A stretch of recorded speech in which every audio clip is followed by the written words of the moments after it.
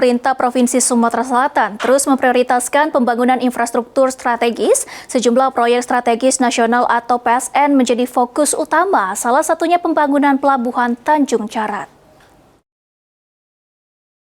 Pemerintah Provinsi Sumatera Selatan menegaskan komitmennya untuk proyek strategis nasional atau PSN. Asisten 2 Setda Provinsi Sumatera Selatan, Basyarudin Ahmad mengatakan, rencana pembangunan Sumatera Selatan ke depan dengan menjadi fokus seperti upaya pembangunan Pelabuhan Tanjung Carat, serta program-program strategis lainnya juga termasuk pembangunan jalan khusus.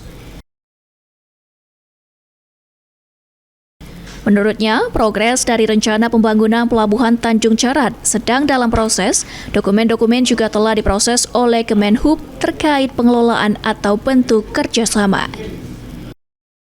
Progres, kalau perencanaan dokumen-dokumen sudah siap, tinggal sekarang berprogres untuk proses di Kementerian Perhubungan ya, apakah nanti kerjasama dalam bentuk kerjasama pengelolaan atau lain sebagainya, ini lagi diproses dan akan dibahas bersama Wamen Investasi dan juga Kementerian Perhubungan. Kemarin lahan sudah selesai, ini tinggal berproses, kan butuh waktu berproses regulasi keterkaitan dengan siapa leadernya di sini ya, PJPK kalau bahasa di ini ya, dan kemungkinan kan Kementerian Perhubungan kolaborasi dengan pemerintah Provinsi Sumatera Selatan.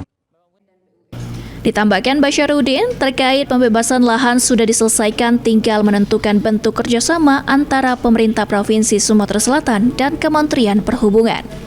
Ilham Wahyudi, Paul TV.